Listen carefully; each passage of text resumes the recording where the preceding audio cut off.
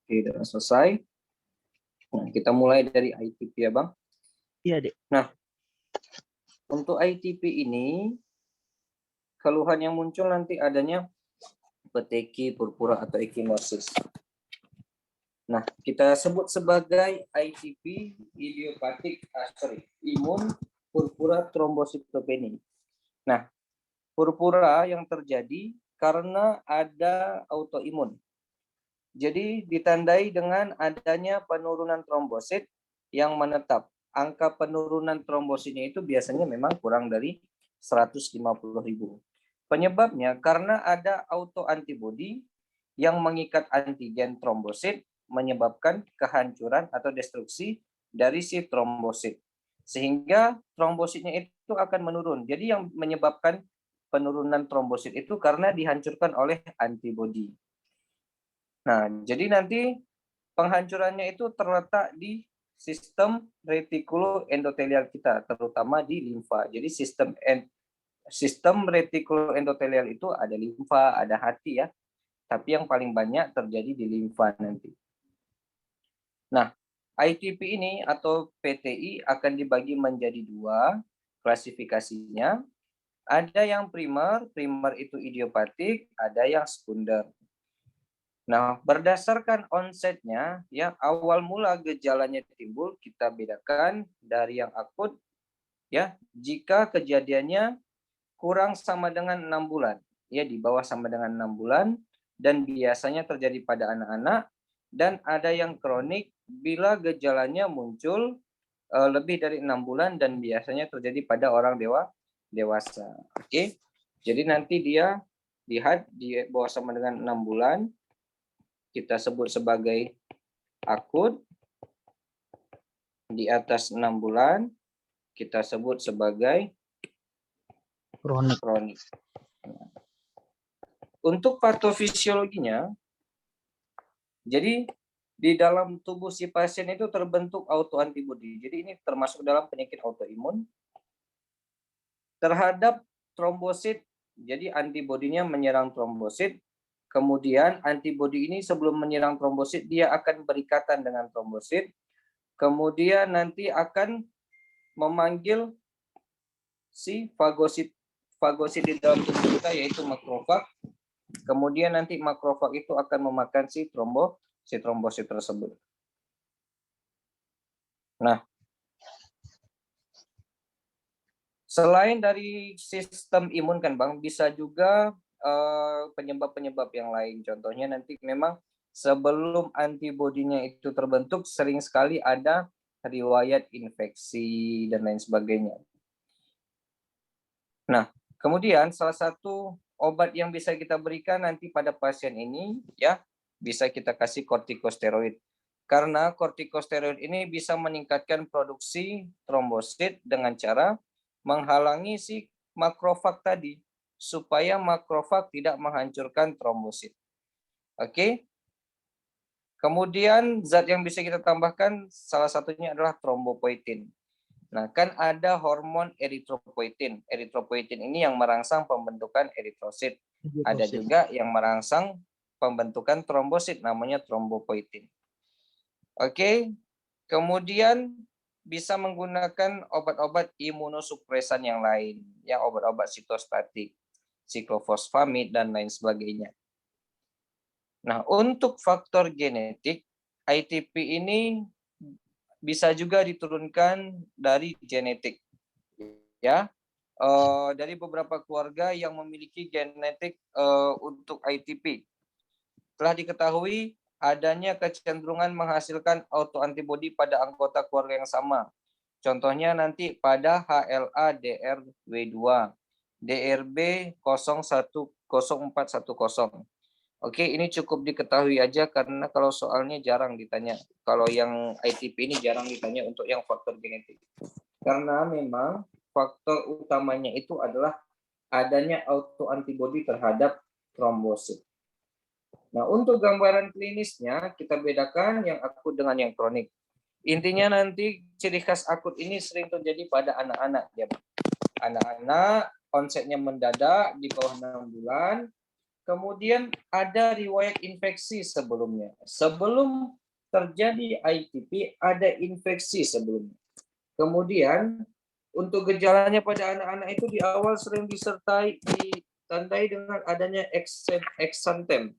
Eksantema ini ada kemerahan, bintik-bintik di kulit, contohnya kayak yang terjadi pada rubeola, campak Jerman, rubeola atau rubella, campak atau campak Jerman.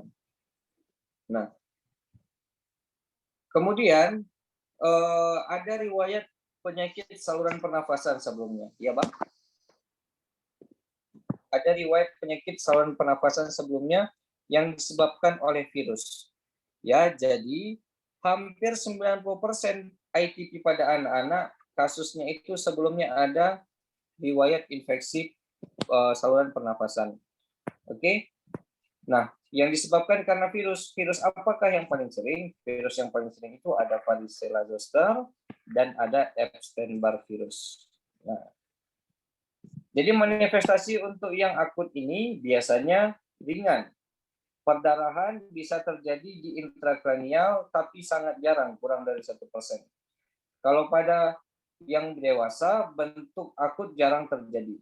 Ya, jarang terjadi, namun bisa mengalami perdarahan yang lebih parah kalau untuk ITP akut pada orang dewasa. Oke, nah yang akut ini biasanya dia sembuh sendiri, self-limiting, bisa remisi spontan, atau nanti 60% bisa sembuh dalam 4-6 minggu, dan bisa lebih lama lagi bisa sampai 6 bulan. Ya, tapi pada kasus yang lebih sering itu nanti remisinya itu pada waktu 3-6 bulan. Nah, itu yang akut. Kalau yang kronik biasanya pada orang dewasa. Kemudian onsetnya itu tidak menentu ya, bisa di usia berapa saja, tapi memang yang paling sering pada pertengahan riwayat, maksudnya pada usia pertengahan yang paling sering terjadi. Kemudian nanti ada riwayat perdarahan dari ringan sampai sedang. Ada infeksi sebelumnya juga bisa dijumpai, dan ada pembesaran lien. Kalau pada kronik sering disertai pembesaran lien, kalau pada akut jarang. Sorry. Kalau pada akut yang sering terjadi pembesaran lien ya Bang, kalau pada yang kronik jarang. Nah, kemudian perjalanan klinis dari yang kronik ini dia lebih naik turun ya Bang, fluktuatif. Kadang-kadang nanti tidak ada gejala, kadang-kadang bisa meningkat lagi ya. Kadang-kadang ada perdarahan yang bisa berlangsung beberapa minggu, ya kan? Kemudian nanti bisa remisi spontan, tapi remisi spontan pada kronik ini lebih jarang. Jadi intinya kalau yang akut dia sembuh sendiri itu lebih sering, sekitar 90% remisi spontan terjadi. Tapi kalau pada yang kronik ini lebih jarang, biasanya dia lebih menetap, ya. Walaupun nanti gejalanya itu fluktuatif, kadang muncul, kadang tidak, kadang muncul, kadang tidak, tapi tidak pernah sampai sembuh sempurna. Ya, manifestasi perdarahannya, nah ini kalau yang kronik ini lebih ke ekimosis, peteki, purpura. Kalau yang aku tadi kan hanya eksantem, hanya bercak-bercak kemerahan saja, ya bintik-bintik kemerahan. Nah, kalau untuk si yang kronik dia lebih besar, ekimosis atau purpura. Kemudian secara umum hubungan antara jumlah trombosit dengan gejala bisa kita lihat dari sini. Kalau trombositnya masih di atas 50.000, biasanya tidak ada gejala asimptomatik. Trombosit 30.000 sampai 50.000, nah ini ada gejala berupa memar atau hematom. Trombosit kurang dari 10.000, ya, nanti gejalanya bisa ada perdarahan di mukosa, perdarahan di gastrointestinal, dan lain-lain sebagainya. Oke, nanti kalau trombositnya 10.000 sampai 30.000, bisa ada perdarahan spontan, ada menoragi, dan lain sebagainya. Nah, yang kita takutkan apa? Ini, trombosit kurang dari 10.000, bisa terjadi resiko perdarahan di sistem saraf pusat, perdarahan intrakranial. Pasiennya bisa kejang, muntah, bahkan koma. Nah, perdarahan yang lain seperti di mukosa ya, contohnya perdarahan di gusi, ya sering terjadi. Jadi nanti keluhannya bisa perdarahan di gusi atau mimisan. Di traktus genitauria juga sering mengalami perdarahan, kemudian haid yang memanjang atau darahnya terlalu banyak juga sering terjadi pada pasien yang pertama sekali pubertas. Nah, perhatian kita adalah perdarahan intrakranial, merupakan komplikasi paling serius pada si ITP ini ya, Bang. Nah, ini harus ditata laksana dengan dengan serius dan pemantauan ketat. Jadi untuk mendiagnosis ITP ini sebenarnya gampang, ya kan Bang? Ada bercak-bercak di bawah kulit atau perdarahan, mimisan terjadi atau perdarahan di gusi, ditambah adanya splenomegali ringan. Kalau splenomegalinya sedang berat, itu gampang, kita bisa raba, kita bisa palpasi pakai pemeriksaan Hackett dan Schaffner. Tapi kalau untuk yang splenomegali ringan, nah ini harus kita lebih cermat dalam memeriksanya karena nanti di soal dia bilang ada trouble space dullness. Ada ruang kosong yang terisi cairan di sana. Ya, pada bagian sekitar limfa. Jadi di soal sering dibilang trouble space dullness. Kemudian dalam pemeriksaan sumsum tulang, kita jumpai banyak megakariosit. Kenapa? Megakariosit ini kan trombosit yang muda.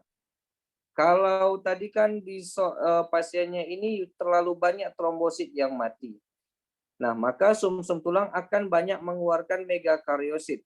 Ya, cikal bakal si trombosit. Jadi nanti megakariosit ini akan tumbuh menjadi trombosit. Nah, jadi tandanya kalau banyak megakariosit artinya trombosit banyak yang mati, sama dengan eritrosit. Eritrosit sel darah mudanya si retikulosit. Kalau retikulosit meningkat di sumsum tulang berarti banyak eritrosit yang mati di pembuluh darah. Oke, ini patofisiologi klasifikasi dari trombositopenia. Nah, penyebabnya secara patofisiologi itu kita bagi pertama trombositopeni artifaktual. Dijumpai trombosit bergerombol-gerombol yang biasanya disebabkan oleh antikoagulan dependen, nah imunoglobulin. Ya, jadi nanti di sini bisa dijumpai yang namanya pseudotrombositopenia. Seolah-olah dia trombositnya menurun, padahal ini efek dari penggunaan obat antikoagulan. Jadi kok trombositnya itu banyak sebenarnya Bang, normal, tapi karena dia bergerombol-bergerombol, dia menumpuk di suatu tempat, jadi pas kita periksa darahnya seolah-olah trombositnya berkurang. Padahal dia menumpuk di suatu tempat, jadi tidak terdeteksi. Ini akibat pemakaian antikoagulan jangka panjang. Kemudian bisa juga karena penurunan produksi trombosit.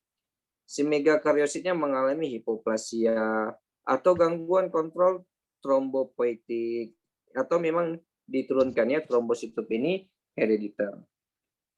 Kemudian ini yang paling sering nanti peningkatan destruksi atau kehancuran dari si trombosit karena proses imunologik atau autoimun ya. Kemudian bisa juga karena autoimun dan lain sebagainya. Itu yang proses imunologi. Kalau proses yang non imunologik, trombosisnya yang terjadi bisa mikroangiopati, bisa kerusakan trombosit oleh karena abnormalitas permukaan vaskular.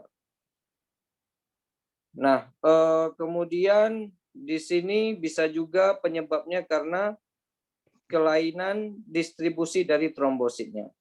Jadi pembagian trombosit tidak merata ke seluruh tubuh. Nah, ini bisa terjadi pada beberapa keadaan seperti keganasan, neoplastik pada limfa, infeksi yang tidak diketahui sebabnya, hipotermi, atau dilusi trombosit. Nah, Oke, kemudian kita masuk ke indikasi rawat. Kapan pasien ITP harus dirawat? Jika dijumpai perdarahan di mukosa yang luas atau adanya perdarahan internal disertai si trombositnya kurang dari 20.000 dan memiliki riwayat perdarahan sebelumnya. Jika manifestasi berat bisa langsung diberikan kortikosteroid dosis tinggi dengan kombinasi IVIG. Nah, untuk tata laksananya, terapi awal untuk ITP adalah kita cari prednison dulu, Bang. Prednison atau prednisolon dapat diberikan pada kasus yang bukan bersifat emergensi. Ingat ya, Bang, ini nanti ada soalnya. Kalau nggak emergensi, kasih prednison atau prednisolon dulu. Dosisnya berapa? 1,0 sampai 1,5 mg per hari selama 2 minggu. Nah, respon terapi prednisolon ini terjadi biasanya dalam 2 minggu dan umumnya terjadi dalam minggu pertama. Kalau responnya baik, Bang, kita lanjutkan sampai 1 bulan. Kemudian di tapering off, diturunkan. Kriteria responnya apa yang harus kita nilai? Adanya peningkatan trombosit di atas sama dengan 30.000. Oke. Atau lebih dari 50.000 trombositnya lebih dari 50.000 setelah 10 hari terapi di awal. Kemudian awalnya ada perdarahannya itu menjadi terhenti. Nah, kapan kita bilang tidak respon? Tidak respon kalau tetap di bawah 30.000 atau tetap di bawah 50.000 setelah 10 hari terapi. Responnya menetap bila trombositnya ini tetap di atas 50.000 setelah 6 bulan di follow up. Nah, oke. Atau pasien yang simptomatik persisten dan trombositopeni berat dengan trombosit di bawah 10.000. Setelah mendapat terapi prednison perlu dipertimbangkan untuk splenektomi. Nah, jadi splenektomi ini kita nanti ada indikasinya juga. Salah satu ada 3 indikasinya. Nah, salah satu indikasinya adalah untuk respon yang menetap ini. Kalau udah dikasih obat prednison, nanti trombositnya masih di bawah 10.000.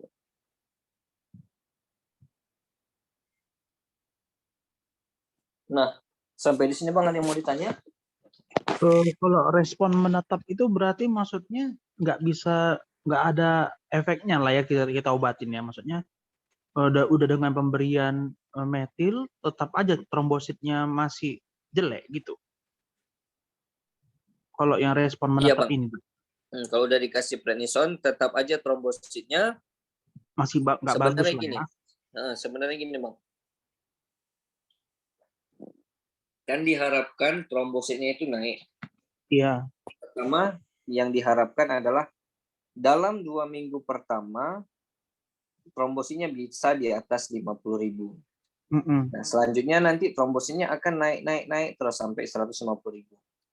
Nah, jadi respon menetap itu kalau udah diterapi 6 bulan, ya kan, tapi tetap aja dia di atas 50.000.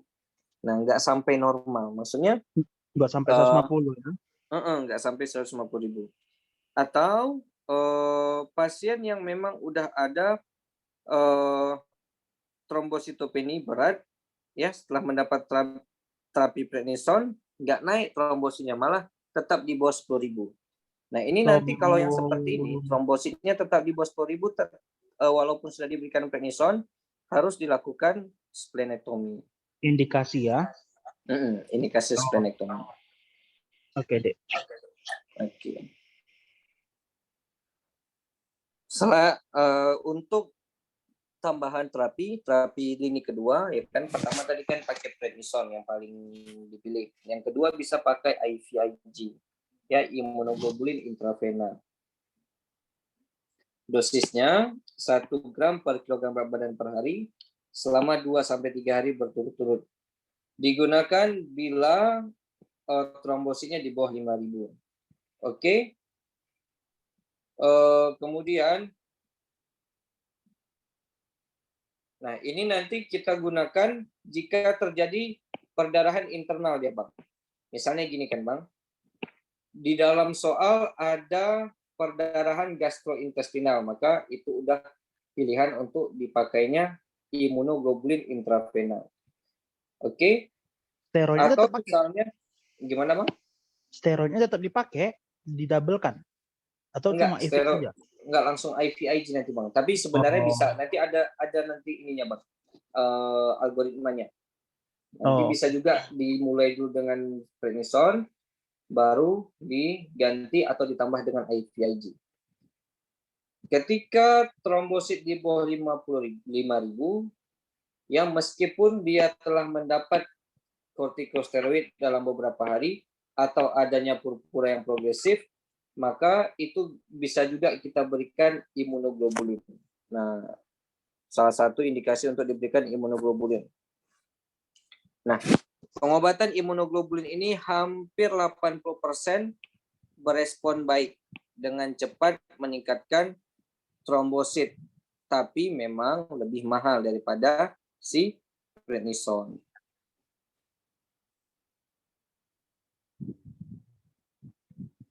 Oke. Nah, tapi nanti kan dipertimbangkan juga salah satu efek sampingnya bisa terjadi gagal ginjal, insufisiensi paru, atau shock anafilaktik. Nah, ini salah satu efek samping yang harus diperhatikan. Kemudian bisa pakai splenektomi. Splenektomi ini untuk pasien-pasien yang akut biasanya kita pakai, memiliki respon komplit yang cepat dan remisi klinisnya panjang. Oke, sedangkan jadi kalau misalnya pasiennya akut, lebih terpilih splenektomi. Kalau yang kronik, responnya itu lebih sering diprediksi berbeda dengan yang akut. Nah, jadi kalau yang kronik ini kita lakukan splenektomi, responnya masih belum jelas, ya bisa membaik atau tidak. Tapi kalau yang akut memang sudah sering digunakan karena responnya cukup baik. Indikasi splenektomi gimana? Jika trombosit di bawah 50.000 setelah 4 minggu mengalami remisi komplit. Ya. Oke, sorry gini. Pertama indikasinya kan, Bang, untuk splenektomi jika trombositnya di bawah 50.000. Nah, setelah dilakukan splenektomi, 4 minggu setelahnya dilaporkan bahwa semua pasien akan mengalami remisi komplit. Ya, nanti trombositnya bisa naik lebih dari 50.000 dalam 4 minggu. Itu indikasi pertama, Bang. Indikasi kedua, angka trombosit tidak menjadi normal setelah 6 sampai 8 minggu menggunakan obat-obatan. Kemudian angka trombosit normal tetapi menurun bila dosis prednison tadi di tapering off. Nah, ini indikasi dari penggunaan splenektomi. Splenektomi. Nah, tapi bisa juga post splenektomi, setelah dilakukan splenektomi tidak memberikan respon. Ya, tidak ada respon. Kapan kita katakan tidak ada respon setelah splenektomi? Jika setelah splenektomi trombositnya tidak bisa lebih dari 50.000. Oke. Jadi turun dia di bawah 50.000 setelah splenektomi, maka responnya tidak baik ya atau tidak ada respon. Angka 50.000 ini dipilih karena di atas batas ini penderita tidak diberikan terapi. Ini catatan pentingnya memang. Tidak semua ITP itu perlu mendapatkan terapi, walaupun trombositnya di bawah di 150.000. Kalau trombositnya masih di atas 50.000, makanya patokan terapi kita itu naikkan dulu di atas 50.000. Kalau masih di bawah 50.000, terapi. Bisa terapi, obat, atau splenektomi. Kalau dia akut lebih terpilih splenektomi memang. Kalau di atas 50.000, cenderung asimptomatik pasiennya, maka tidak perlu diberikan terapi juga nggak apa-apa. Nah, kemudian ada yang kita sebut sebagai, ini nanti sering masuk soalnya, Bang, ITP yang refraktor. Refraktor ini maksudnya menetap atau kambuh lagi gitu, Bang. Jadi gagal respon terapinya. Ada 3 kriteria untuk refraktor. Yang pertama, ITP-nya itu menetap lebih dari 3 bulan. walaupun udah diberikan terapi. Yang kedua, gagal terhadap respons splenektomi. Yang ketiga, trombositnya di bawah 30.000. Tiga-tiganya ini nanti ada keluar di soal, Bang. Ya, jadi menetap lebih dari 3 bulan, penderita gagal respon terhadap splenektomi dan trombosit di bawah 30.000. Berarti dengan trombosit di bawah 30.000 itu udah refraktor dia ya? Nanti settingan soalnya udah diberikan obat-obatan prednison tapi masih tetap di bawah 30.000, baru nanti kita katakan refraktor ya. Itu pendekatan terapi yang utama ya Bang. Ada steroid, ada IVIG, sama ada splenectomy. Itu 3 yang harus kita ingat. Kemudian untuk yang lini kedua, artinya kalau memang obat-obatan ini tidak berhasil, kita bisa pakai yang lini kedua. Jadi jika terapi standarnya itu pakai kortikosteroid, pakai prednison nggak membaik, maka kita kasih pilihan terapi sebagai berikut. Kita tingkatkan dosis steroid bisa, ya. IVIG tingkatkan dosisnya bisa, atau kita berikan anti-D intravena, alkaloid vinca, danazol, obat-obatan imunosupresif, azathioprin dan lain sebagainya. Salah satunya bisa juga pakai dapson. Nah, ini kriteria untuk ITP yang kronis. Oke, jadi kalau usianya tua dari anamnesis kita jumpai. Anamnesis sesuai dengan diagnosis ITP kronis, usia tua. Kemudian, kalau yang kronis ini, pemeriksaan fisik biasanya normal, kecuali jika ada trombositopeni yang berat, nanti muncul peteki, purpura, perdarahan mukosa, ya, tanpa adanya adenopati atau splenomegali. Kalaupun ada splenomegali ringan, tadi yang ada throat space dullness. Nah, kemudian hitung darah lengkap, kita bisa jumpai adanya trombosit yang menurun, ya. Kemudian pemeriksaan sumsum tulang biasanya ada peningkatan megakardiosit di sana. Kemudian pada klinis dan laboratorium tidak ditemukan penyebab lain dari trombositopeni. Kita nggak tahu nih apa penyebab yang lain. Nah, bedanya nanti ITP dengan si DBD kan Bang? Ini kan sama-sama trombositopeni. Ya, ITP versus DBD. Oke. Kalau ITP dia ada riwayat demam sebelumnya. Kalau DBD sekarang dia demam, saat ini demam, sekarang demam. Itu aja Bang yang membedakan. Nanti trombositnya sama-sama tuh. Trombosit rendah. Ini juga trombosit rendah. Kemudian sama-sama ada apa lagi? Ada peteki, purpura ada. Purpura. DBD kan kayak gitu juga. Ada peteki, ada purpura. Bedanya nanti di soal, kalau saat ini demam, berarti dia DBD ya Bang. Periksalah nanti pemeriksaannya ada NS1, IgM, IgG, anti-DBD, anti-Dengue. Nah, kalau si ITP, sebelumnya dia riwayat demam, flu, batuk, ISPA sebelumnya. Sekarang nggak demam lagi. Sekarang jadi peteki-peteki aja.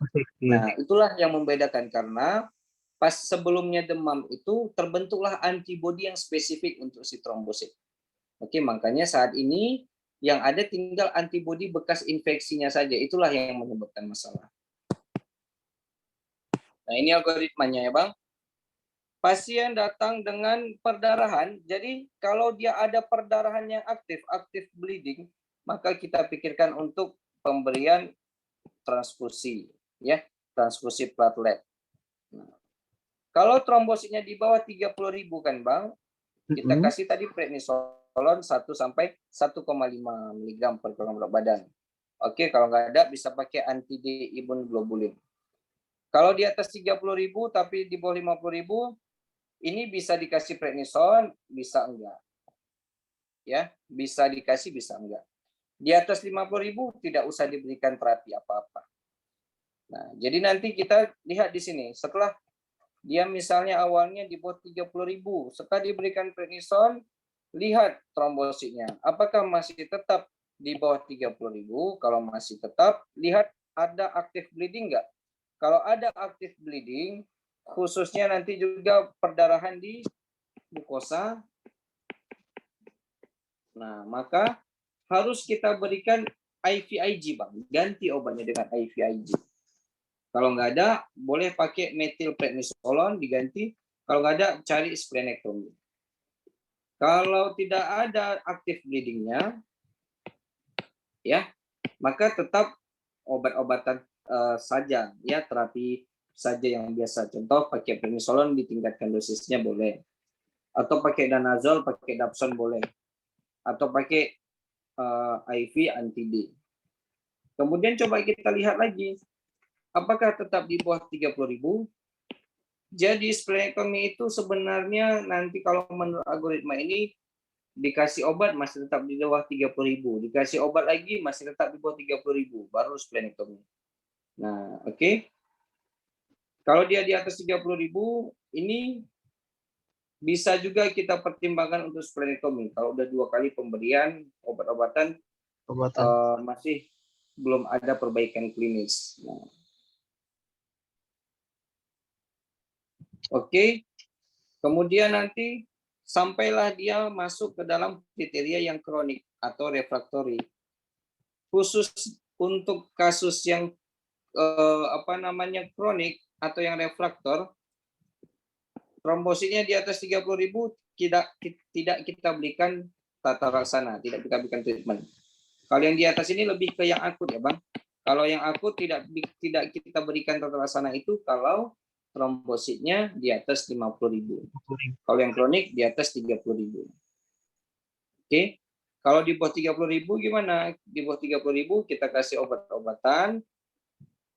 Pakai prednison bisa, pakai azathioprine bisa pakai antibody yang melawan CD20 dan lain sebagainya bisa.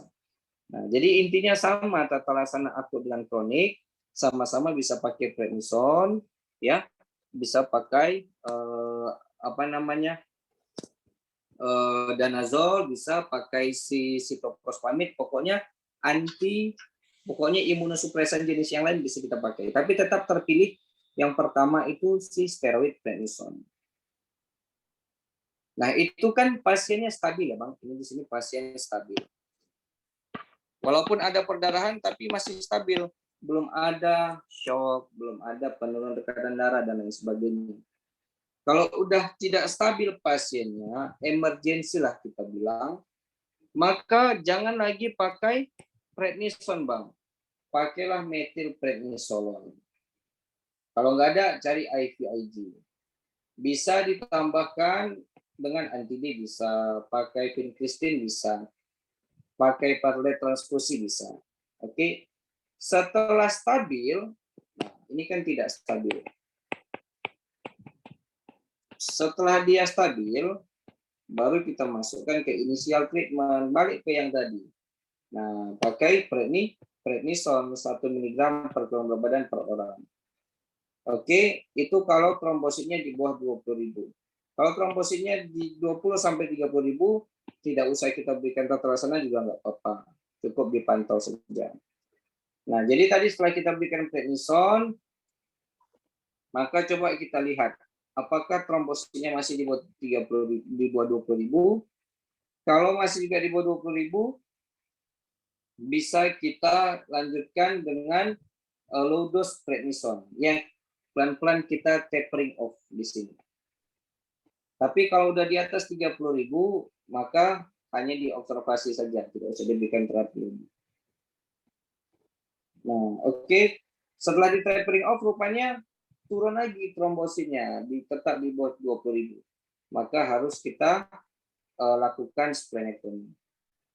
Oke. Tapi kalau dia stabil di atas 30.000 setelah diberikan prednison yang low dose tadi, yang tapering off, maka tidak usah diberikan terapi lagi juga nggak apa-apa, hanya diobservasi saja. Oke, sampai di sini Bang, ada yang mau tanya? Itu tadi yang emergency ya, Bu ya? Iya Bang, ini untuk yang emergency. Tapi kalau yang di bawahnya itu cenderung sama. Jadi pasiennya dia sudah stabil, tetap intinya nanti pakai prednison. Prednison. Jadi yang harus diingat, kalau dia tidak stabil, datang dia dengan keadaan emergency, tidak stabil, maka pakai metil dulu, metil prednisolon atau IVIG. Setelah stabil baru pakai prednison. Tapi kalau dia stabil, pilihan pertamanya tetap si prednison. Oke, Dek. Nah, ini terapi sekunder pada keadaan khusus. Artinya, ITP dengan beberapa keadaan yang lain, bisa HIV, ya. Nah, oke. Jadi, artinya ada penyakit penyertanya lah, itu dia intinya. Nah, nanti kan pasiennya ini first line-nya, biasanya ini kasusnya pada keadaan khusus ini adalah pasien-pasien yang gagal dengan splenektomi. Udah dilakukan splenektomi tapi tetap gagal. Yang nggak naik trombositnya. Jadi kita kasihlah dia IV anti CD20 atau danazol tambah golongan azathioprine. Nah, ini first line-nya. Second line-nya pakai cyclophosphamide. Ya bisa IV, bisa oral. Pilihan ketiganya kita kombinasi pakai stem cell, ya, kemoterapi stem cell transplantasi. Oke. Ini keadaan-keadaan khusus pada ITP. ITP sekunder terkait dengan HIV. Ya, tambahkan tata laksana antiretroviralnya, kemudian bisa diberikan anti-D tadi, kemudian kalau gagal pertimbangkan splenektomi. Kalau hepatitis C, terapi antiviral jika tidak ada kontraindikasi. Kemudian kalau kita pakai interferon, kita harus observasi ketat karena interferon bisa memperburuk kondisi trombositopeni. Kalau diperlukan bisa terapi IVIG. Ya, kalau dia sekunder terhadap H. pylori, nah ini coba kita screening dulu sebelum terapi dimulai. Kemudian kalau ada memang dijumpai H. pylori-nya, ya lakukan eradikasi H. pylori. Ya, pakai PPI, amoxicillin tambah clarithromycin. Kalau misalnya dia hamil, kita kasih steroid boleh atau IVIG juga boleh. Oke. Berarti Dek, kalau yang H. pylori tadi sembuhkan dulu eradikasi dulu baru kita mulai obat ITP-nya atau bersamaan? Bersamaan Bang, nggak apa-apa. Ini Bersamaan. hanya tambahan dari yang di sini. Awalnya kan ini tambahannya. Kalau dia ada HIV kasih antiretroviral. Ya, HIV itu kan nggak mesti CD4 yang harus berapa, enggak kan? Enggak kayak TB. TB kan nanti ada dia memang kalau di bawah 50, nah bagaimana di 2 minggu setelah pemberian OAT baru nanti obat TB-nya, obat antiretroviralnya diberikan. Enggak kayak gitu. Ini langsung aja. Bersamaan ya. Oke, Dek. Oke, ini soalnya kira-kira yang nomor 1 ini jawabannya apa, Bang? Yang mana ini? Pasien perempuan usia 40 tahun datang ke praktek Anda dengan keluhan sering mimitan dan gusi berdarah sejak 3 bulan terakhir. Dan akhir-akhir ini jadi lebih sering. Pasien juga mengaku ada bintik kemerahan dan lebam yang tidak nyeri di bagian kaki dan tangan. Pasien masih haid teratur, namun haid yang terakhir dirasakan lebih banyak dari biasanya. Dari pemeriksaan fisik didapatkan tanda vital dalam batas normal, konjungtiva tidak pucat, tidak didapatkan limfadenopati, dan didapatkan area trouble. Trouble peka, berarti ada splenomegali minimal, ya kan? Dari pemeriksaan laboratorium, HB-nya normal, leukosit normal, trombositnya, waduh, splenektomi nih, Dek. Harus 20.000. Dilakukan pemeriksaan darah tepi dan didapatkan gambaran megakarosid, oke, ITP. Pada jumpa dilakukan BMP dan didapatkan hasil banyak megakarosid dan A granular. pasien akhirnya didiagnosis ITP dan dilakukan tata laksana sesuai standar. Pada pasien ITP yang dilakukan terapi, ada risiko untuk terjadinya kondisi ITP refraktor kronik. Apakah yang dimaksud? Oh, yang pasti yang abang tahu ada 3 deh. Trombosit di Ya, bawah Bang. 30.000, kemudian tidak respon dengan 3 bulan ya, nggak salah bang ya. Menetap. Menetap selama 3 bulan, trombosit 30.000, gagal berespon dengan spirektomi. Kayaknya ya, bentar lu, ITP kan bilang ITP menetap selama 3 bulan, gagal respon spirektomi. Iya, ayam deh. Oke, berarti B sama D coret, tinggal A sama C kan bang? Iya. Nah, yang di C ini salahnya dia di trombositnya ya kan 20.000. Yang benar dia 30.000. Sip. Berarti yang A ya bang. Oke. Kucing siapa lah tuh, Dek? Apa bang? Oh, kucing bang Iko bang. Oke. Oke, ini seorang perempuan berusia 42 tahun berobat ke dokter penyakit dalam karena terdapat bercak kemerahan di badan dan anggota gerak. Riwayat mengalami pendarahan dari hidung sekitar 2 bulan yang lalu. Pasien ini pernah dirawat dengan keluhan yang sama dan diberikan transfusi darah. Pada pelvis tampak puncak dan palpasi abdomen terdapat splenomegali besar, organomegali, tidak didapati limfadenopati. Tensi bagus, nadi bagus, napas bagus, labnya Hb10, leukosit 9.700, plateletnya 16.000. Berdasarkan gejala klinis, diagnosa di atas adalah sebentar ya.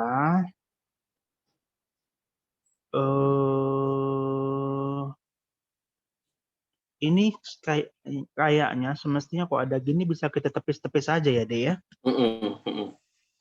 Kalau seandainya anemia aplastik kan nggak mungkin, Dek. Ya kan? Anemia aplastik nggak mungkin. PNH ini disimpan dulu ya. PNH ini agak mirip sama ITP nih. Oh, tapi ada pikir bilang apa bertimbul dia PNH ini kok nggak salah kan? Bukan itu ya? Yang HSP bang. Oh, HSP salah bang. Ini versus HSP. Oh iya. PNH ini masuk ke dalam golongan anemia hemolitik. Oh iya, baru Ya kan? membaca benar tadi. Tapi dia yang non imun. Dia yang non imun. Iya. Myelodiplastia ini pun nggak bisa nih coret. Ya betul dia Dek.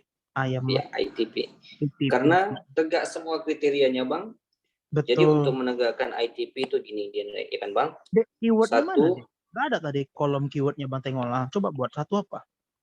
ITP satu pertama trombositnya rendah di bawah berapa? Di bawah 150.000. Oke. Nanti bisa ada riwayat infeksi, biasanya infeksi virus. Infeksi virus. Iya. Yang ketiga dari sumsum tulang. Ada megakariosit. Tulang. Megakariosit. Yang keempat bisa ada plus minus ya bang, nggak selalu ada splenomegali. Kalaupun ada, itulah dia yang bukan. Itu yang tadi apa tuh? Yang minimal apa? Minimal. Yang minimal tuh yang ringan, yang throat space dullness tadi. Ekimosis, tidak teraba, tidak meninggi. Oh, berarti Dek kalau ini semua kita jumpain tapi meninggi, itu HSP gitu? Ya, HSP. Oh, karena ini kan ITP. Sama. Oh, kalau HSP,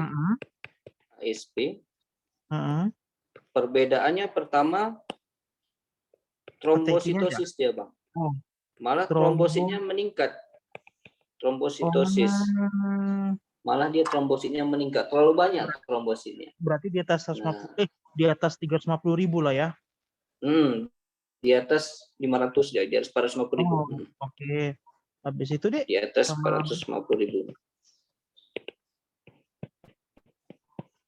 yang kedua ada Meninggi, peteki, ekimosis, meninggi.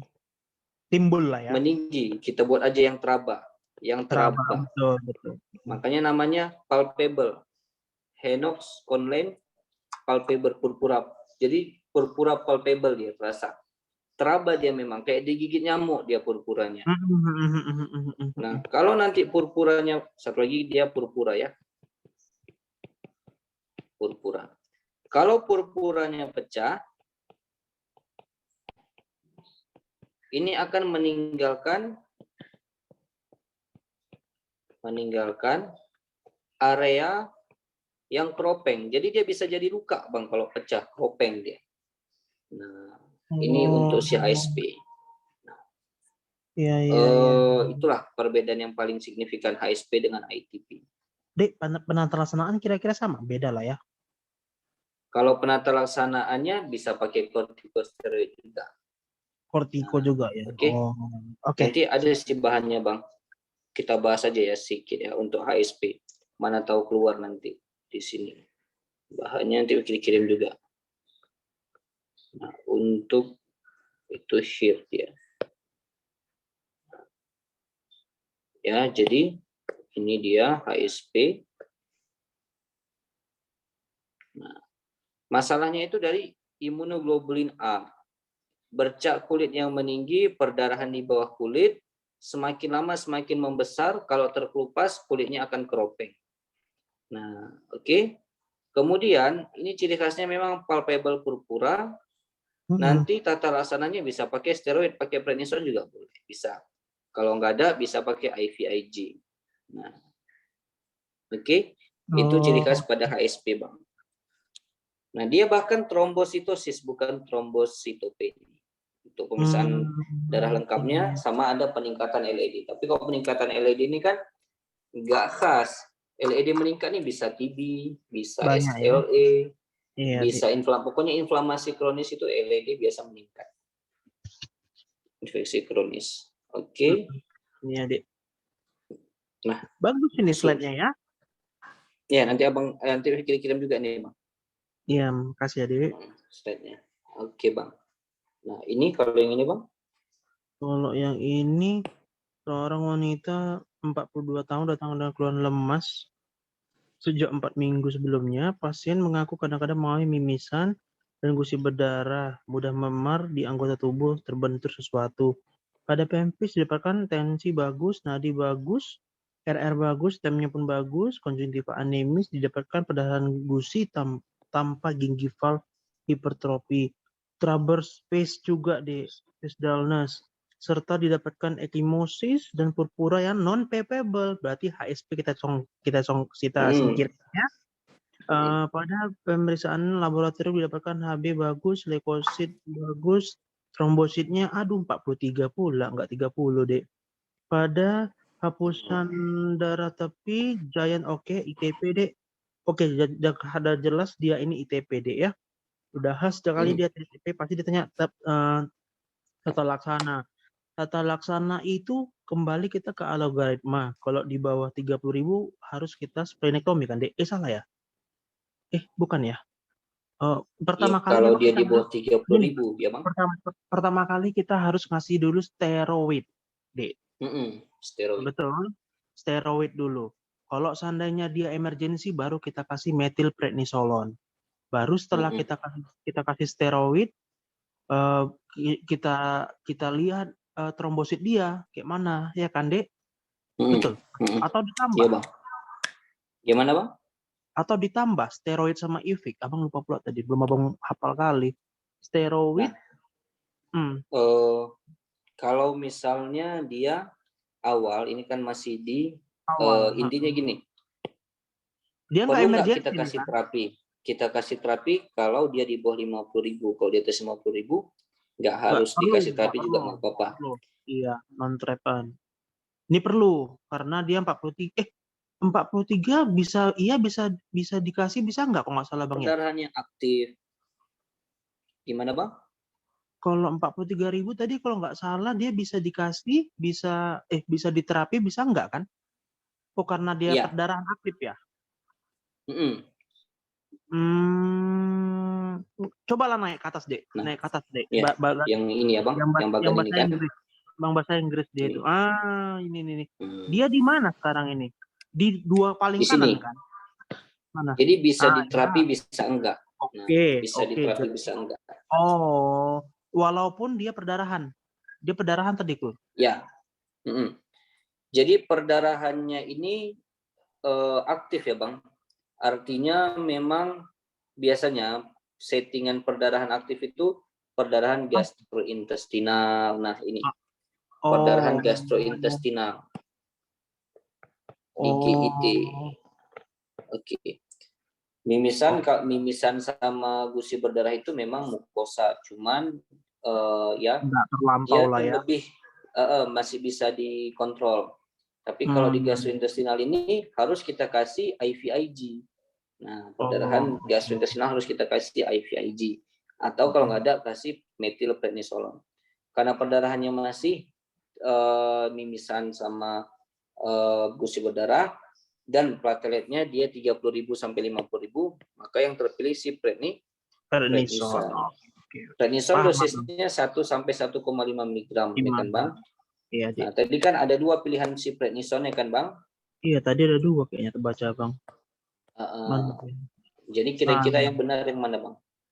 Prednison 1,5 secara orang seumur hidup. Nggak mungkin lah seumur hidup. Kita kan kita lihat nanti trombositnya. Nggak salah, dia dodol lah, betul lah dodol. Oke. Kan sebenarnya kan kita memang nanti lihat 2 minggu. Tapi 10 hari aja udah bisa kita lihat tadi kan. Dalam 10 hari terapi kita lihat harapannya trombositnya bisa meningkat di atas 50.000 dalam 10 hari terapi pakai prednison. Baru nanti kita tapering off. Nah, kayak gitu. Oke, sip. Yang ini Bang? Ini seorang ibu rumah tangga 30 tahun datang berobat ke poliklinik penyakit dalam setelah sebulannya dikonsultasi dari bagian obstetri dengan keluhan menstruasi yang memanjang sejak 2 bulan terakhir. Riwayat menstruasi sebelumnya hanya 7-8 hari. Namun 2 bulan ini memanjang sampai 14 hari. Banyaknya menstruasi sampai mengganti 2 pembalut dalam sehari. Riwayat memar bila terbentur ada. Riwayat sering demam sebelumnya disangkal. Batuk lama tidak ada. Dari pempis, tekanan darah bagus, nadi bagus, tem bagus, hematom ada, labnya HB bagus, leukosit bagus, trombositnya 8.000 deh. Dan sediaan darah tepi ditemukan megatrombosit, hasil sumsum tulang megakariosit juga, agranular atau tidak mengandung trombosit. Pasien didiagnosa dengan ITP, kemudian pasien diberikan prednison. Bagus, selama 2 minggu dan dianjurkan kontrol kembali. Pasien baru datang 1 bulan kemudian dan dilakukan pemeriksaan laboratorium, ternyata algoritma dek. Aduh, berarti dia ini, abang belum hafal kali lah. Dia ini kan gagal terapi lah istilahnya kita bilang, nggak bisa bagus dia. Bentar. Ayam angka trombosit normal tetapi nggak mungkin kita tapering off dek, salah ayam itu.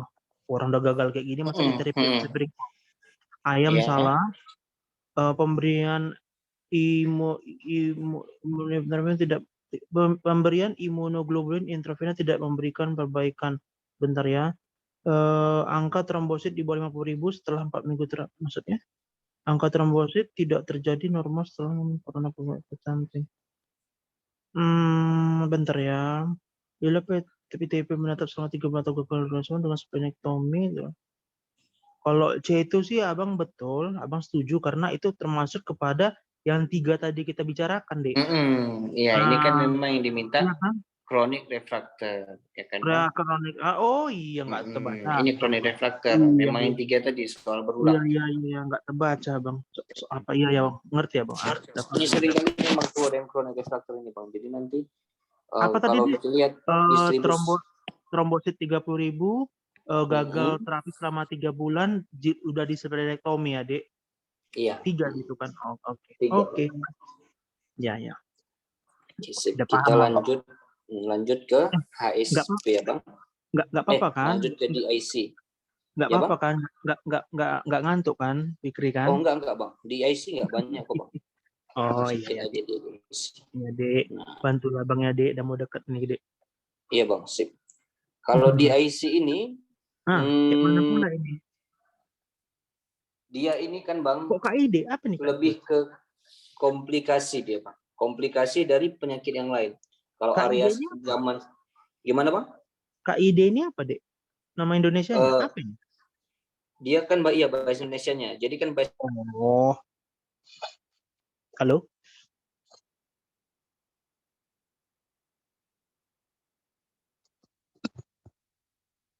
Inggrisnya diseminasi intravaskular koagulasi.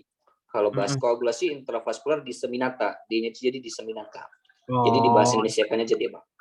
Nah, ini seringkali di zaman COVID ini, di IC ini sering terjadi komplikasi dari COVID.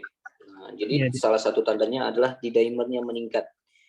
Jadi di IC ini merupakan sindroma kumpulan gejala yang ditandai dari tiba-tiba di dalam tubuhnya sistem koagulasinya teraktivasi. Kita kan kemarin lihat sistem koagulasi di hemofilia kan Bang, ada 12 kaskade koagulasi. Iya, Dek. Nah, harusnya sistem itu diaktifkan kalau ada perdarahan saja Bang.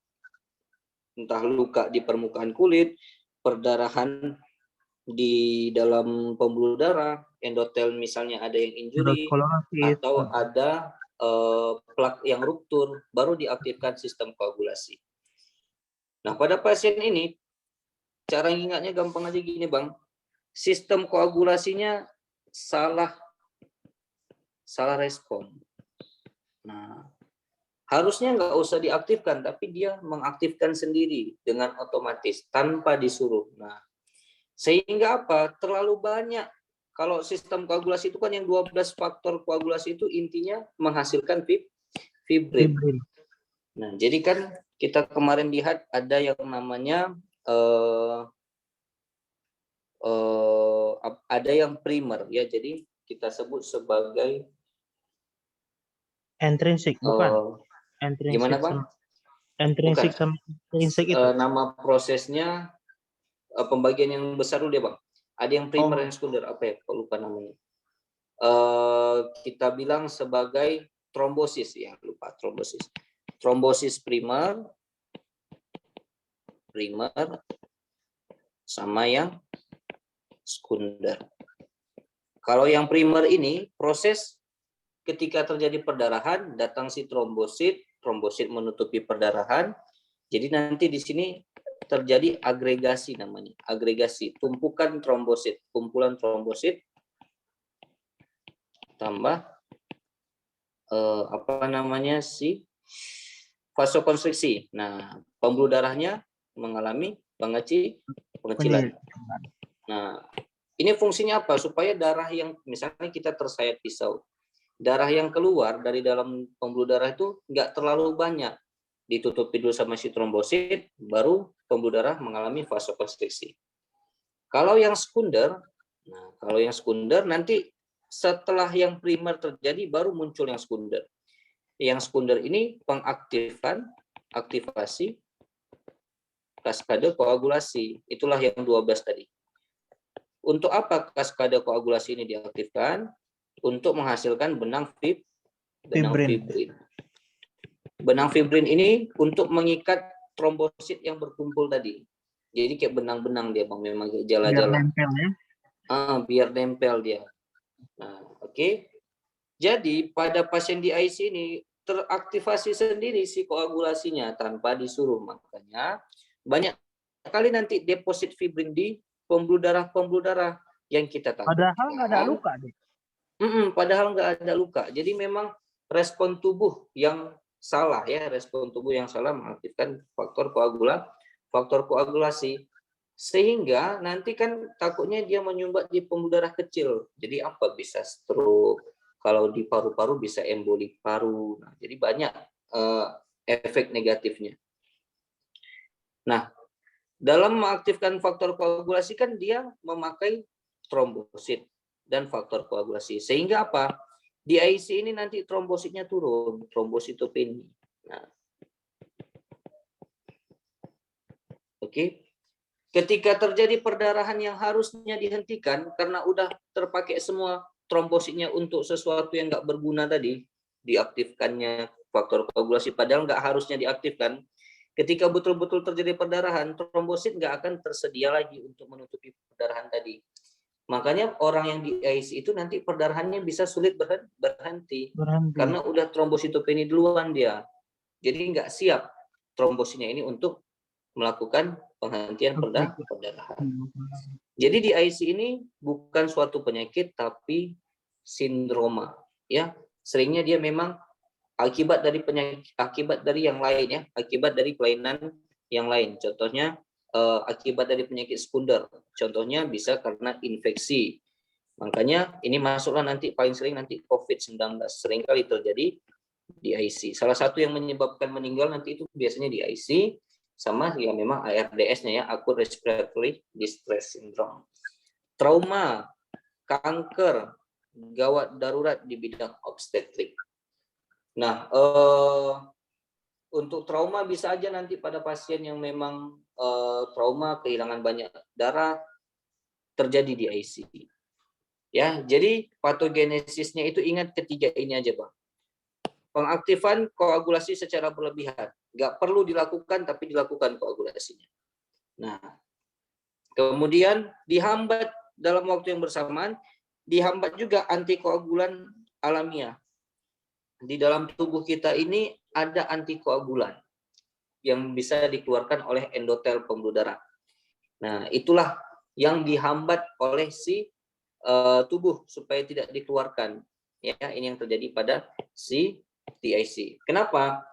Kalaulah antikoagulan ini dikeluarkan, dia akan menghancurkan fibrin yang terbentuk. Sehingga keadaan bisa akan lebih stabil. Jadi pada DIC ini ketiga-tiganya terjadi.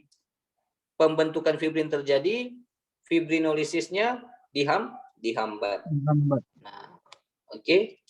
Penyebab DIC itu bisa infeksi oleh siapa saja, intinya nanti dicetuskan karena sepsis, bisa karena keganasan, ya.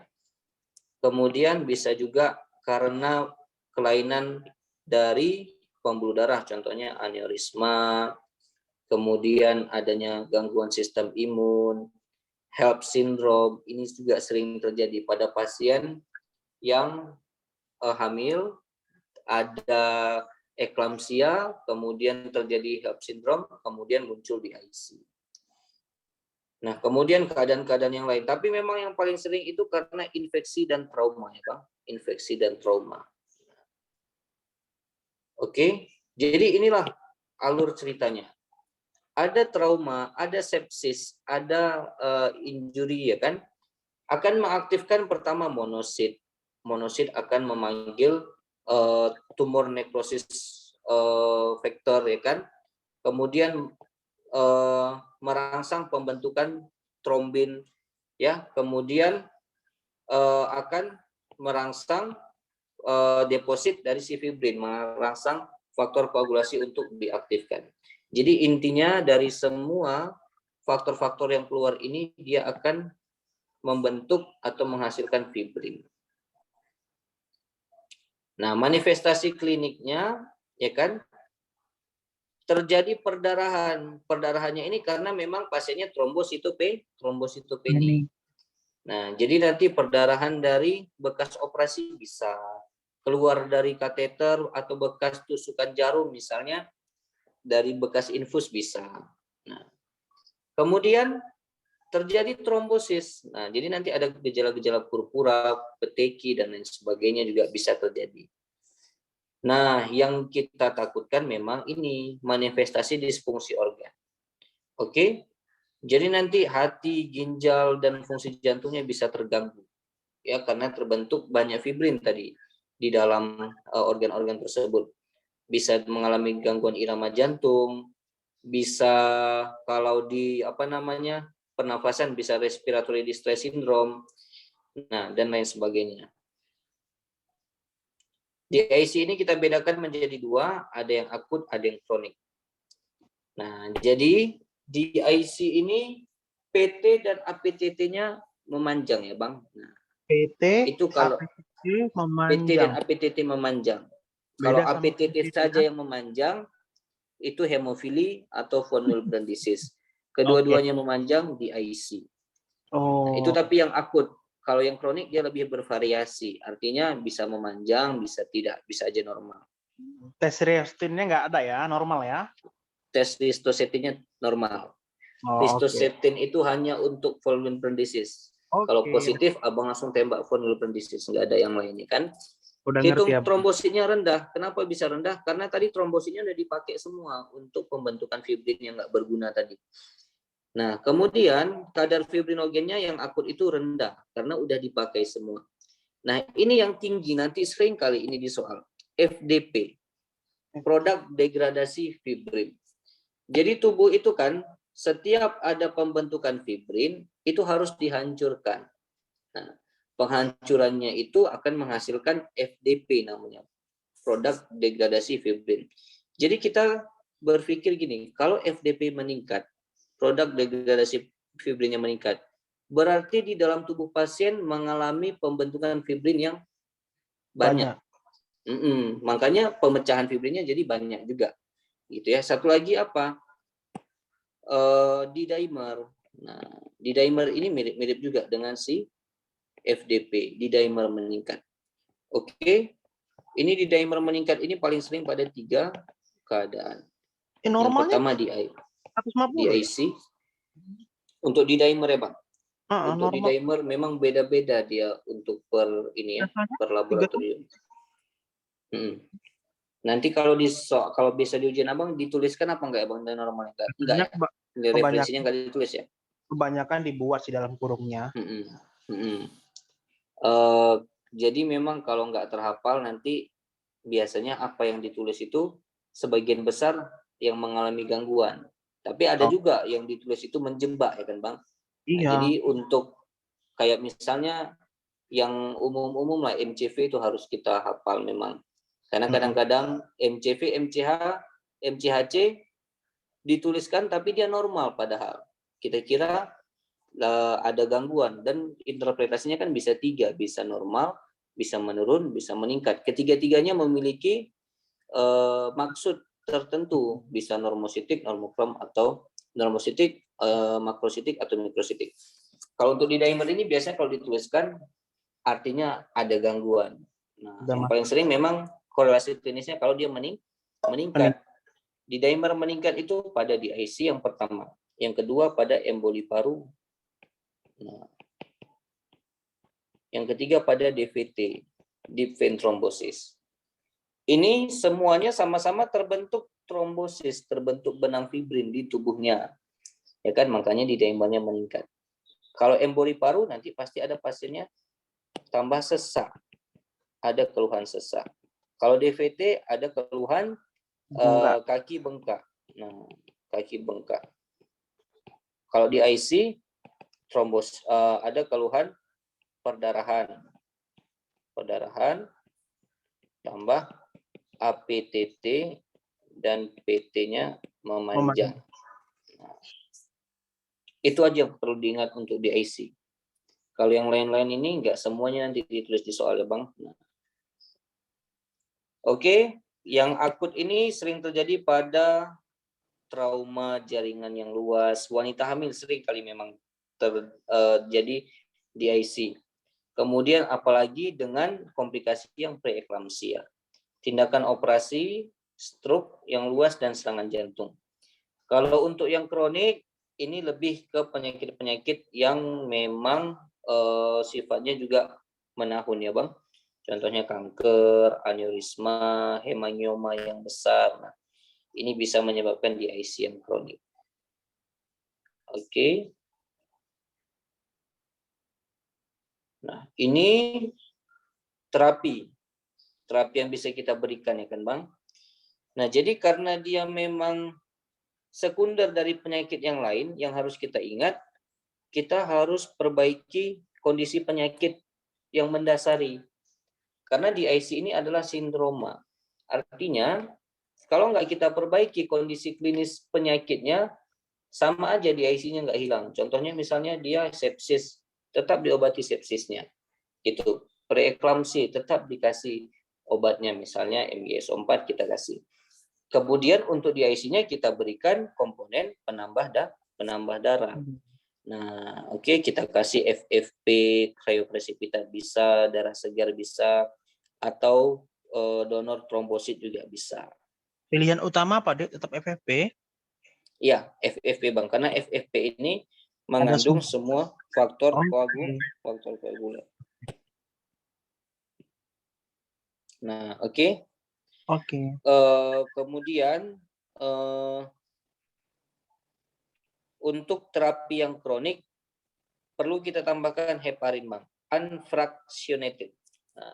Nah, Heparin ini yang tidak terfraksi. 500 unit per jam secara infus kontinu.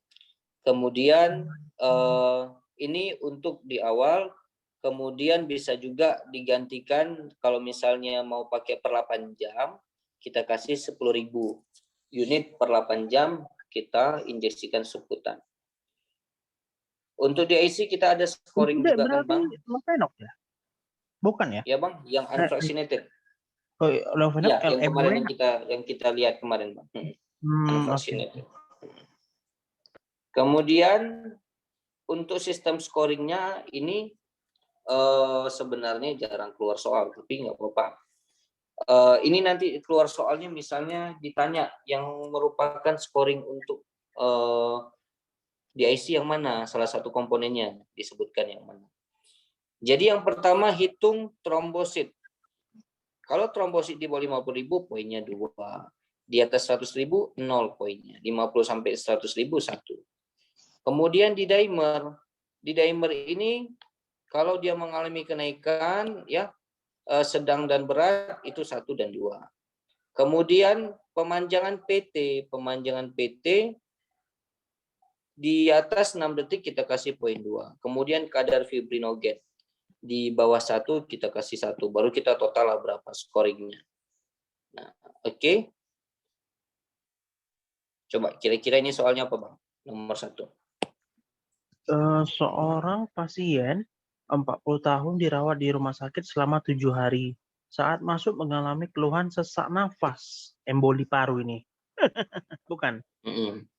Telah dirasakan sejak 5 hari setelah masuk rumah sakit. Saat ini pasien dirawat di ruang ICU dengan menggunakan alat bantu ventilator. Pada pasien didapatkan penurunan HB 10, leukositnya 20, sepsis D lagi. Trombosit 65.000, SGOT, SGPT masih nggak masalah lah ya. PT-nya memanjang deh, PT APTT memanjang, di dimer naik. Patofisiologinya adalah, aduh, bentar ya. Kok banyak betul ya, Dek ya? Dia nanya kecuali itu apa nih? Itu dodol kayaknya betul kan? Betul. Ya kan? Jalur fibrin, peningkatan resiko, bentar ya, peningkatan resiko endotel. Cantik salah itu. Cantik salah. Peningkatan kadar antikoagulan.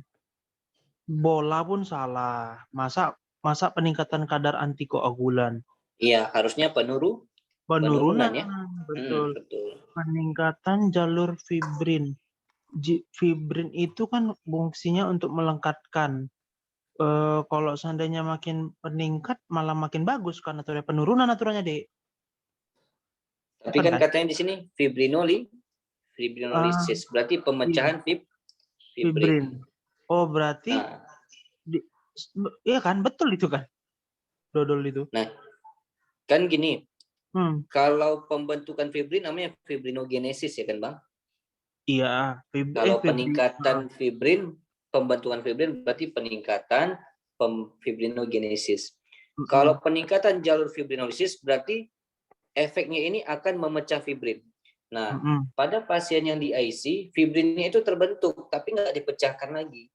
Malah fibrinolisisnya menurun. Makanya fibrin-fibrinnya tadi banyak yang terbentuk dan sedikit yang pecah. Jadi dia itu bisa menjadi masalah di beberapa organ, terjadi disfungsi organ. Nah, yang benar peningkatan jalur fibrinogenesis atau peningkatan pembuatan fibrin. Makanya banyak fibrin yang tersebar. Nah, oke. Memang nanti terjadi fibrinolisis, tapi nggak banyak, Bang. Fibrinolisis itu terjadi hanya di beberapa ini aja. Makanya nanti salah satu yang meningkat adalah keadaan D-dimer dan FDP-nya yang meningkat.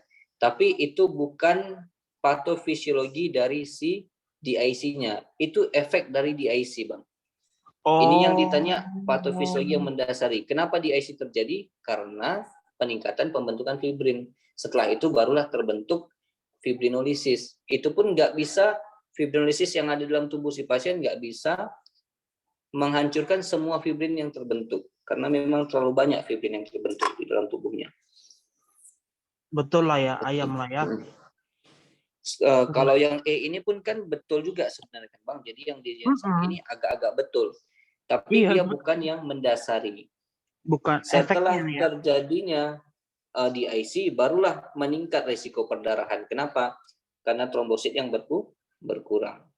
Oh, abang ngerti lah, Dek. Berarti kan intinya kan macam kayak belajar leukemia. Ini jadi kan masalah koagulasinya yang bermasalah ya. Kalau seandainya fibrinolisis sama risiko perdarahan ini kan ya setelahnya di bawah komplikasi dari CDIC-nya. Betul. Oh, paham. Jadi awalnya terbentuk memang karena sistem koagulasinya yang terlalu meningkat aktivitasnya. Iya, ngerti ya, Bang. Oke. Kalau yang ini, Bang, nomor 2. Nomor 2, coba ke bawah, Dek. Pada kasus DIC, diagnosa ditegakkan dengan sistem scoring. Aduh, baru tadi kita lihat, Abang, padahal. Berikutnya, yang tidak. C sama dodol, betul. Entok, betul. Ayam, betul. Bola jawabannya. Kadar fibrinogen. Kadar fibrinogen, tapi kayaknya fibrinogen ada juga lah di sini. Ada, Bang, kadar fibrinogen. Loh. Trombosit ada kan? Di sini PT aja yang dipakai. PTT nggak dipakai ya? Nggak terbaca, Bang.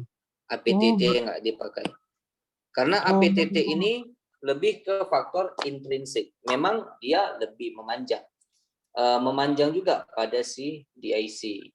Tapi lebih khusus kita perhatian ke yang faktor ekstrinsik ya, Bang, yang PT. Berarti istilahnya kan kalau di hemofili PT ini normal kan, Dek? Kok nggak ya kan? Iya, di sini yang bermasalah kan memanjang. APTT-nya yang memanjang. Ya udah, ingat itu aja lah ya, PT, fibrinogen, trombosit, D-dimer. Oke. Hampir kejebak, Bang ya. Ini, Bang. Ini seorang laki-laki 35 tahun diantar oleh keluarganya ke UGD dengan keluhan penurunan kesadaran. 2 hari sebelumnya pasien mengalami kecelakaan lalu lintas dan terdapat luka terbuka pada betis kanan dan luka tersebut hanya dirawat di rumah. Di rumah terdapat keluhan pusing, mual, dan muntah. Pasien juga terlihat tampak mengantuk dan sulit untuk diajak berkomunikasi. Pasien dikatakan tidak memiliki riwayat tekanan darah tinggi maupun kencing manis. Dari hasil pemeriksaan fisik diperoleh GCS-nya berapa itu? 5, 9, 12. Hipotensi, heart rate cepat, RR sesak, tem bagus, dari lab HB10, plateletnya 25.000, leukositnya 14.000, urium kreatininnya pun agak jelek, SGOT SGPT-nya pun agak tinggi tuh kayaknya ya. Ini udah sepsis nih dia nih. Ada sepsis, ada udah jelek, ada shock ya kan. Jadi dia nanya dari kondisi pasien tersebut di atas, patogenesis yang dianggap berperan dalam kondisi tersebut adalah ayam, betul deh, baru kita bahas. Cantik, betul. Bola ini bentar ya, inhibitor sistem inhibitor iya betul juga ya. betul dia. Masalah di inhibitor koagulasi ya, betul. Betul Karena setuju karena Abang. inhibitornya dihambat, makanya sistem koagulasinya Bermasalah. berlebihan Iya. ya Bang. Nah, berarti benar semua. Oke. Kalau ini Seorang perempuan 45 tahun datang dengan BAB, PSMBA ya. BAB hitam encer disertai bau amis. Aduh, belum belajar kita nih, Dek ya. Nanti lah di gastro tuh ya, ada bau amis lah, ini fesesnya mengambangnya kan, Dek. Sejak ya 1 hari sebelum masuk rumah sakit, tidak ada riwayat konsumsi menggunakan obat-obat anti nyeri ataupun jamu-jamuan. Ada riwayat demam terus-menerus. Sejak 1 minggu terakhir disertai batuk berdahak warna kuning. Kadang ada sesak nafas. Pasien juga mengeluh selalu mengantuk sehingga pasien cenderung tidur. Pada pemeriksaan fisik didapatkan kesadaran somnolen, tensi hipotensi, nadi takikardi dengan RR-nya cepat, sesak, temnya demam, pemeriksaan laboratorium leukositnya tinggi, neutropenia meningkat, HB-nya 10, plateletnya 47.000, PT-nya memanjang. Oh, dia ngasih PT langsung ya, Dek ya. APTT nggak dikasihnya. Ya udahlah. PT kreatininnya naik sedikit, D-dimernya bagus nih kan. Normal apa enggak? peningkatan sedang ya Bang.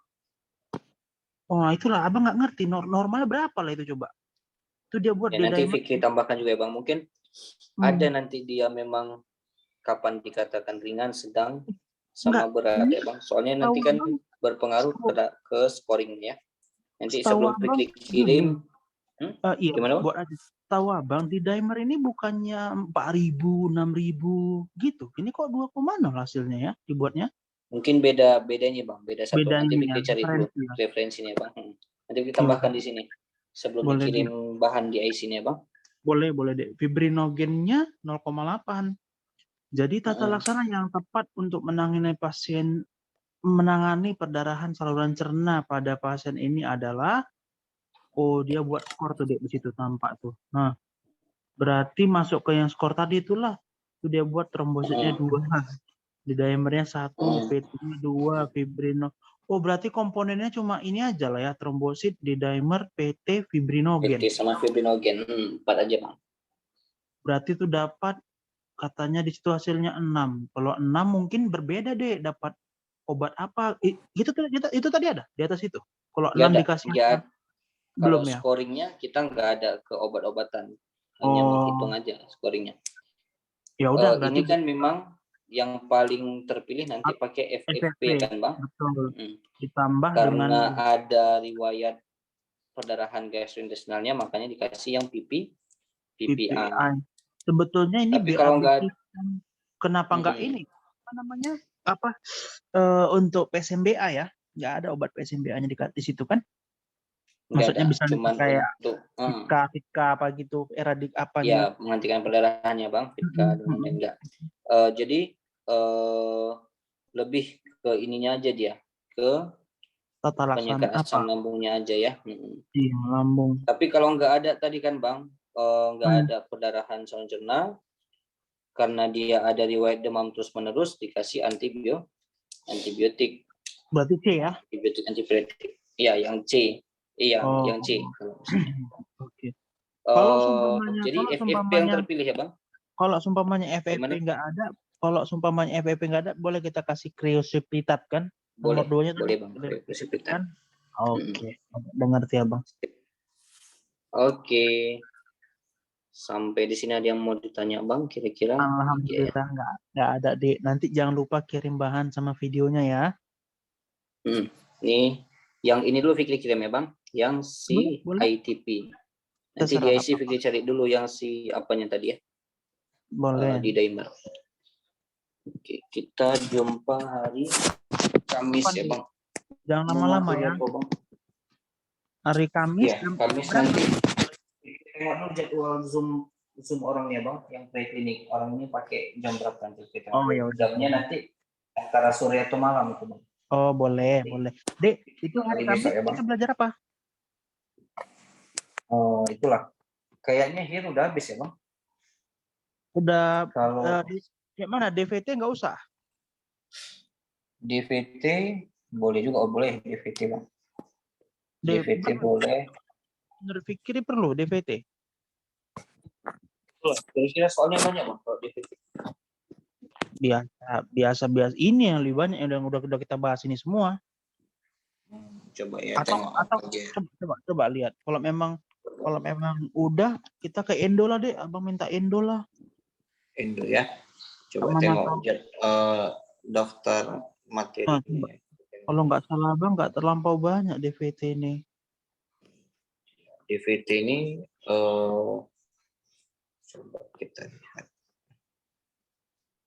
Kira-kira Abang gimana kalau DVT PD Abang? Kalau DVT Abang udah PD, karena waktu singkat kan, kita cari yang Abang belum ini aja. Kita Ya, maksimalkan yang Abang belum ini. Betul, udahlah tembak aja lah, endo aja lah kalau nggak deh. Coba untuk HIR. Tema tuh. Tuh endo masih banyak lagi deh, Abang betul-betul blank kali itu. Duh. Endo, Promed, sama gastro ya Bang. Sama Abang nanti di akhir kali sebelum kita bahas soal psikomageri perlu juga disinggungnya deh. Psikosomatik Bang. Psiko itu kadang mau menjebak loh deh. Psiko ya. Oke, boleh. Kalau HIR anemia udah.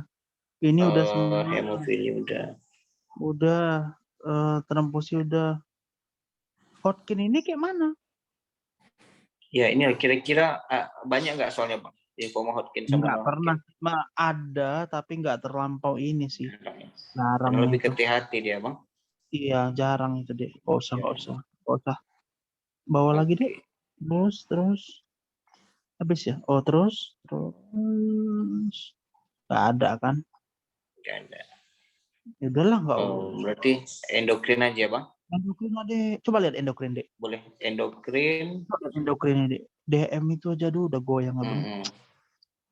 Apa Fikri mau deh? Yang Fikri mantap. Yang mantap kali.